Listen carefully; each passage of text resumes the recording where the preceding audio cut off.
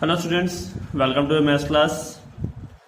देखिए, लास्ट में chapter number 5 जो हमारा चल रहा था उसमें हमने नया एक टॉपिक यानी कि पढ़ा सम ऑफ अर्थमेटिक प्रोग्रेशन। ठीक है, टर्म्स जो भी होती है अर्थमेटिक प्रोग्रेशन के उसके सम के बारे में हमने पढ़ा। उसी से रिलेटेड हम एग्जांपल्स यहाँ पे करने वाले हैं। ठीक है, और मेनली सारे एग्जांपल्स हम यहाँ पे करेंगे। देखते हैं आपके बुक का एग्जाम्पल नंबर 14। ठीक है, एग्जाम्पल क्या कहता है कि find the sum of the following. Number first 34 plus 32 plus 30 plus 10।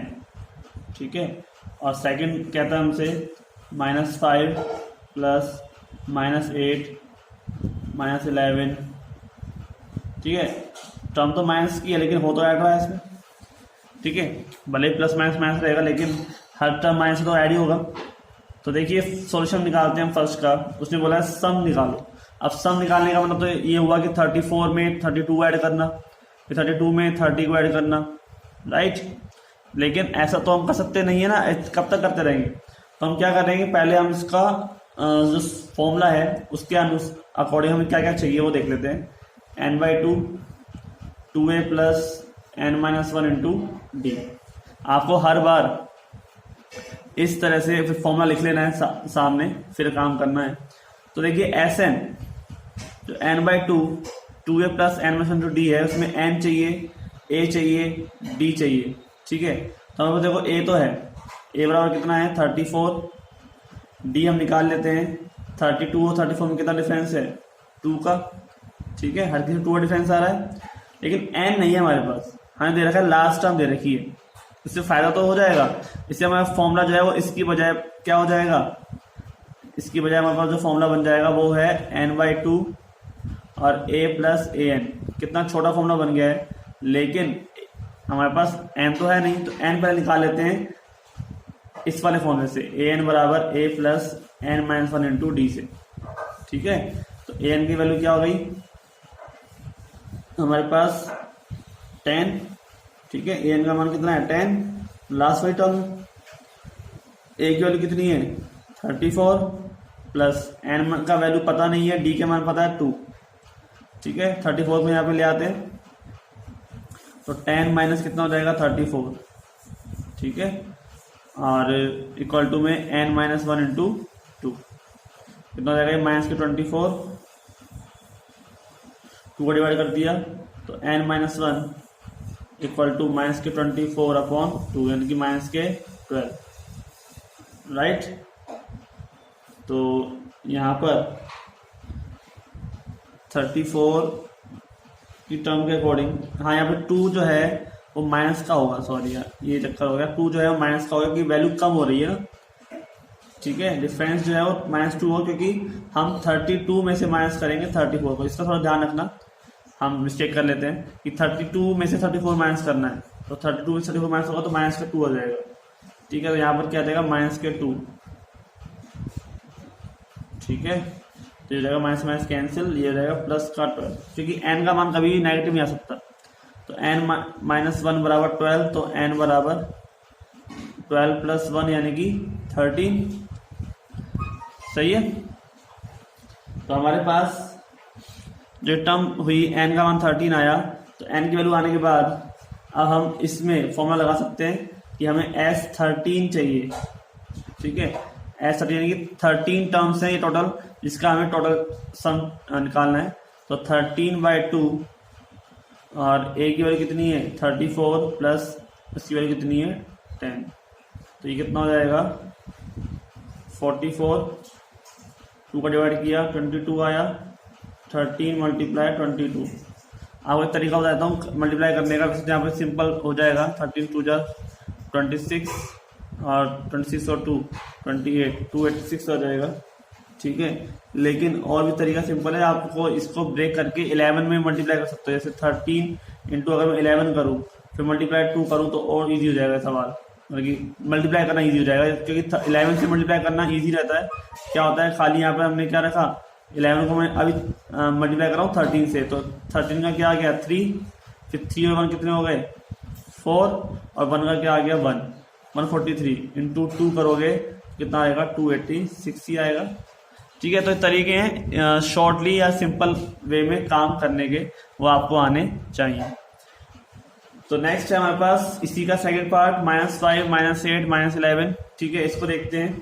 तो टर्म क्या कहती है,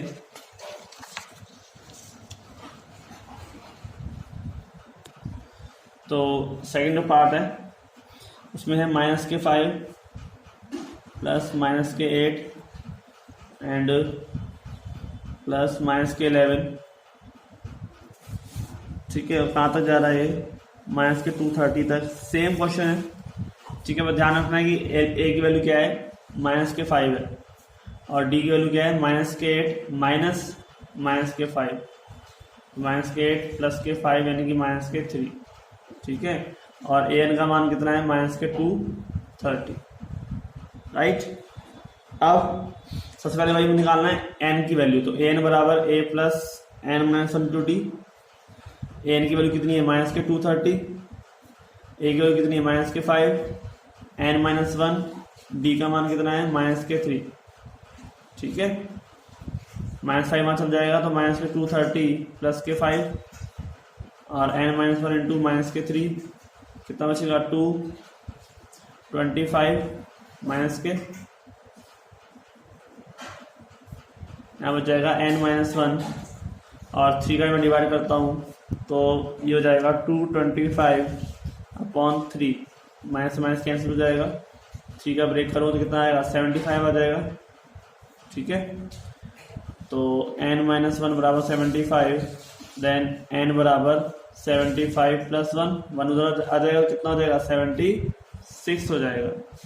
ठीक है, तो n की वैल्यू कितनी आ गई 76। इसका मतलब हमें क्या निकालना है S76 निकालना है। ठीक है, तो a प्लस ए एन यानी फर्स्ट टर्म और लास्ट टर्म साथ में n/2 यानी कि 76/2। ए की वैल्यू कितनी है -5 प्लस ए एन की वैल्यू कितनी -230, दोनों को ऐड कर दिया कितना आ गया 235 आ गया, -235। ठीक है, 2 को डिवाइड करना है और मल्टीप्लाई करना है 76 से, तो पहले इसको ब्रेक कर दो, ये हो जाएगा 38।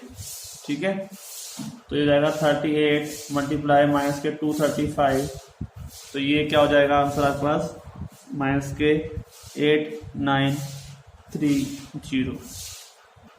राइट, समझ में आ गया ना किससे सॉल्व करना है, कोई दिक्कत नहीं है। आगे चलते हैं नेक्स्ट एग्जांपल पर। हर एग्जांपल अपने आप में अलग है, इसलिए हर एग्जांपल को ध्यान से पढ़ते हुए सॉल्व करना है, तो ध्यान से देखिए। नेक्स्ट एग्जांपल है हमारे पास नंबर 15, और क्या कहता है कि sum of how many terms of AP 54, 51, 48 will be 513। ठीक है, यानी कि sum of how many term, कितनी टर्म का हम ऐड करें कि ये टर्म्स ऐड होते होते 513 बैठ जाए। यानी कि आपको क्या दे रखा है, टोटल दे रखा है यहाँ पर 513 जो दे रखा है वो दे रखा है टोटल, यानी कि S से N का मान। ठीक है, A की वैल्यू कितनी है 54। ठीक है, और D कितना है यहाँ पर आप लोग बताइए कि D कितना होगा, तो D है हमारे पास 51 माइनस 54 यानी कि -3, और ये 513 है क्या, ये है S N की वैल्यू, N नहीं है हमारे पास लेकिन S N की वैल्यू दे रखी है 513। ठीक है, तो फॉर्मूला लगा देते हैं, हमें N का मान भी निकालना है, तो SN बराबर n/2 2a plus n-1 into D. तो ये हमारे पास क्या है कि लास्ट वाली वैल्यू नहीं है तो an आएगा नहीं, यहाँ पे ये वाला फॉर्मूला लगेगा, तो SN की जगह पर क्या आ जाएगा 513 n/2 2 इंटू a का मान कितना है 54, n-1 डी की वैल्यू कितनी है -3। ठीक है, तो ये हो जाएगा आपके पास n/2 54 मल्टीप्लाई 2 108, और माइनस के 3n और प्लस के 3, 108 प्लस 3 कितना हो गया 111 माइनस के 3n और 2 को चाहे मल्टीप्लाई कर दो उधर, तो 513 मल्टीप्लाई 2, ठीक है, कितना हो जाएगा ये ड्यूअल समीकरण बनेगी, n मल्टीप्लाई हो रहा है ना यहाँ पे, तो 513 मल्टीप्लाई 2 हो रहा है 1026, ठीक है, बराबर में 111 यानी कि 111n माइनस के 3n स्क्वायर। अब n स्क्वायर वाली जो टर्म है वो माइनस में नहीं आनी चाहिए, तो उसको उधर ले आते हैं, 3n स्क्वायर माइनस के और प्लस 1026, ठीक है, ये एक क्वाड्रेटिक इक्वेशन बन गई, क्वाड्रेटिक इक्वेशन क्या बन गई, ये एक क्वाड्रेटिक इक्वेशन बन गई। अब क्या करेंगे हम, यहाँ पर 3 का डिवाइड करेंगे सब में, ठीक है, 3 का डिवाइड करते हैं तो क्या आता है n स्क्वायर माइनस के, यहाँ हो जाएगा 37n प्लस 342 बराबर 0, ठीक है। इस पूरे में 3 का डिवाइड कर दिया, 3 का डिवाइड करने के बाद हमारे पास जो टर्म बच रही है वो है, तो फैक्टराइज करना पड़ेगा, तो फैक्टराइज कर देते हैं इसके। फैक्टराइज क्या होंगे, दो संख्याएं सोचो, मल्टीप्लाई करने पर आना चाहिए 342 और ऐड करने पर आना चाहिए 37, तो संख्या हमारे पास है 18 और 19, 18 को 19 से मल्टीप्लाई करेंगे तो 342 ही आएगा, ठीक है, 18 मल्टीप्लाई 19 करोगे कितना आएगा 342 आएगा। तो हमारे पास ये n कॉमन आ गया, n माइनस क्या हो गया 18 माइनस में 19 कॉमन आ गया, n माइनस कितना हो गया 18 बराबर 0, ठीक है, तो n माइनस 18 और n माइनस 19 बराबर क्या हो गया 0, तो n की वैल्यू क्या आ गई 18n 19, राइट। अब दो वैल्यू आ गई हमारे पास और डिफरेंस कितना है माइनस के 3 है, डी की वैल्यू कितनी है माइनस के 3। तो आप देखो कि यहाँ पर हम 18 ले या 19, उसके लिए हमको चेक करना होगा, 19 टर्म को चेक करते हैं एक बार, a plus n minus 1 into D, ठीक है, 54 a की वैल्यू कितनी है 54 प्लस n माइनस 1 यानी कि 19 माइनस 1 और डी की वैल्यू कितनी है माइनस के 3, ठीक है। तो देखिए आप 54 प्लस 18 मल्टीप्लाई माइनस के 3 यानी कि 54 आ जाएगा, इसका भी कितने वैल्यू हो जाएगी 0 हो जाएगी, ठीक है। तो इसका मतलब क्या 19 टर्म क्या हो गई 0 हो गई। तो हमारे पास इसका मतलब क्या कि 18 टर्म और 19 टर्म दोनों का मैं ऐड करता हूं तो सेम ही टर्म आएगी, ठीक है। 19 टर्म क्या आ गई 0 आ गई, इसका मतलब ये जो टर्म है 513 के बाद जो टर्म है वो क्या हो जाएगी भाई 48, वैल्यू कम होती जा रही है ना, 54 51 48, फिर क्या आएगा 3 कम करो 45 42 39 फिर 36, ऐसे करते करते कम हो जाएगा। तो 19 टर्म आएगी वो क्या हो जाएगी 0 हो जाएगी। तो इसका मतलब 19 टर्म लेने की जरूरत ही नहीं है, 18 टर्म से काम चल ही रहा है, ठीक है। इसका मतलब 18 टर्म 19 टर्म कैसी है सेम है, ठीक है। तो उसका मतलब आप कोई सी टर्म ले सकते हो, तो so terms 18 terms and sum of, मैं पीछे लिख देता हूं यहाँ पे,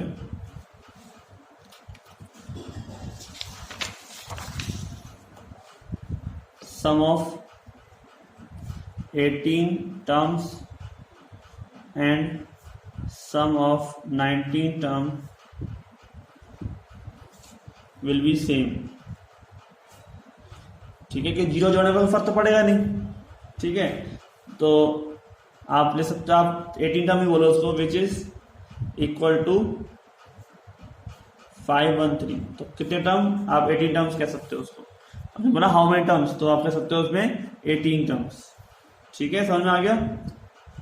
अब देखिए नेक्स्ट एग्जांपल नंबर है 16, ठीक है, वो देख सकते हो आप, इसको आराम से देख सकते हो कि हमने यहाँ पे क्या किया, कुछ नहीं, ए निकाला डी निकाला और एस एन हमको दे रखा था, एस एन का फॉर्मूला लगा दिया, उससे हमने एन की वैल्यू निकाल ली, ठीक है, एन तो हमें चाहिए, और एन की वैल्यू निकालने के बाद हमारे पास जो भी टर्म आई उसमें हमने क्या किया एन की टर्म 2 टर्म आ गई थी, 2 टर्म से चेक करके देख लिया 19 को, 12 टर्म को चेक करके देखना है कि 0 अगर आ रही है तो इसका मतलब क्या है, ये टर्म जो है 18 और 19 दोनों सेम है।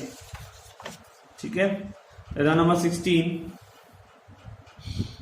ये क्या कहता है हमसे, ये कहता है कि find the sum of first 15 terms of AP, ठीक है, whose nth term is an बराबर 9 - 5n। ठीक है, final sum of the first 15 term, first 15 term को हमें सम निकालना है, whose nth term is an, जिसकी n टर्म an क्या दे रखी है 9 - 5n, तो n टर्म के अकॉर्डिंग हमें a1 a2 निकाल सकते हैं। ठीक है, an बराबर कितना दे रखा है 9 - 5n, तो n बराबर मैं रख दूं 1, यानी कि a1 कितना हो जाएगा 9 - 5 × 1, यानी कि 9 - 5 बराबर 4, a2 कितना हो जाएगा 9 - 5 × 2, यानी कि 9 - 10, यानी कि -1। ठीक है, a3 कितना हो जाएगा 9 - 15 कितना हो जाएगा -6, यानी कि AP बन रही है 4 - 1 - 6। ठीक है, ये AP हमको मिली है, सीक्वेंस मिला है 4 - 1 - 6, डिफरेंस कितना आ रहा है इसमें -5 का डिफरेंस आ रहा है। ठीक है, तो A तो कितना हो गया आपका 4 हो गया, और D कितना हो गया हमारे पास -5, तो SN हमें निकालना है n/2 2a + n - 1 × D। उसने बोला है कि फर्स्ट 15 टर्म, तो n का मान भी दे रखा है हमें 15, तो फर्स्ट 15 टर्म में 15/2 2 × a, a की वैल्यू कितनी है, a की वैल्यू है 4, n - 1, n की वैल्यू कितनी है 15 - 1, और d का मान कितना है -5। ठीक है, तो 15/2 4 2 जा 8, 15 में से 1 - तो कितने बचे 14, मल्टीप्लाई -5, 14 5 कितना होता है 70, -70 हो गया, तो 70 - हुआ 8 में से कितना बचा 62। ठीक है, 15/2 मल्टीप्लाई, तो 2 से ब्रेक कर दो कितना आ जाएगा 31, और 31 मल्टीप्लाई -31 कितना बचाएगा 465, किसके माइनस के। ठीक है, तो ये आ गया आपके पास sum of 15 terms, sum of 15th term, first 15 term equal to -465। Right, समझ में आ गया आप लोगों को, कोई दिक्कत नहीं है, आराम दे सकते हो इस सवाल को भी। ठीक है, क्या क्या आपसे निकलवा रहा है, क्या आपसे पूछा गया है, मतलब क्या दिया गया है, वो सब देखते हुए आपको आराम से निकालना है। देखिए an बराबर है 9 - 5n, इससे हमने AP बनाई, क्योंकि AP नहीं होती तो हमको A D इस सब के मान के पता चलते, n का मान दे रखा है बस। ठीक है, इस तीनों मानों से हमने क्या निकाला भाई S, जब से फर्स्ट 15 टर्म का सम पूछा तो सम का फॉर्मूला लगाएंगे। ठीक है, इसमें अगर पूछा तो an क्यों नहीं लगाया, n इसलिए नहीं लगाया कि n जो दे रखा है, ठीक है, और हमारे पास an में उसकी जरूरत नहीं है, क्योंकि हमें पता है ना हमारे पास दो फॉर्मूले हैं, एक तो an की पता हो, क्योंकि हमें n का मान 15 हमने अगर हम यहाँ रख देते हैं, मान लेते हैं 15 हम यहाँ पे रख देते हैं, तो 15 × 5 कितना हो जाएगा 75, कितना बच जाएगा -63, सॉरी 64 66। ठीक है, 66 बचेगा, तो अब ये क्या हो गया an हो गया। अब आप इसका यूज कर सकते हो यहाँ पर a + an वाले फॉर्मूले में। राइट, आप यहाँ पर a + an वाले फॉर्मूले में इसका यूज कर सकते हो, ऐसे तब भी आंसर आपका सेम आ जाएगा। हमने यहाँ पर इधर फॉर्मूला लगाया तो हमें a की जरूरत नहीं थी, हमने यहाँ से n रख दिया, a रख दिया और d रख दिया। राइट, क्योंकि हमारे पास a भी क्या हो गई थी 4 - 1 - 6, तीन वैल्यू तो हम निकालेंगे। राइट, तो आप इस वाले फॉर्मूले से रखकर यानी कि आप यहाँ पर इसका सोल्यूशन भी निकाल सकते हो, देख सकते हो कि 15/2 और a प्लस ए एन, ए की वैल्यू कितनी है 4 प्लस माइनस के 66, ठीक है। तो 15/2 ये बचा आपके पास 62 इसका माइनस का, ये 2 कितना हो गया 31, वही वैल्यू आ रही है 465 आ जाएगा माइनस का, तो वही टर्म हो गई। आप चाहो तो कैसे निकाल सकते हो, क्योंकि हमने एन की जगह पे क्या रख के देखा 15 रख के देखा, जिससे हमारे पास क्या वैल्यू आया ए एन का मान आया, ठीक है। तो दो फॉर्मूले हैं, दोनों से कैसे भी कर सकते हो, दोनों से आंसर आ जाएगा। अगर आप इस तरह से सोच सकते हो ना, तो अगर आप ऐसे सोच पा रहे हो कि हाँ हम ऐसे भी कर सकते हैं, तो इसका मतलब आपको चीज समझ में आ रही है, याद रखना। अगर आप खुद सोच पा रहे हो तो, वरना खाली आप रट रहे हो सवाल को तो कोई भी फायदा नहीं है, क्योंकि सवाल की टर्म्स बहुत ईजी है ना। जिसने एक बार थोड़ा सोच के इसको कर लिया, उसको ये प्रश्नावली में कहीं कोई दिक्कत आने वाली नहीं है, ठीक है। तो आज के लिए इतना ही, मिलते हैं नेक्स्ट वीडियो में, धन्यवाद।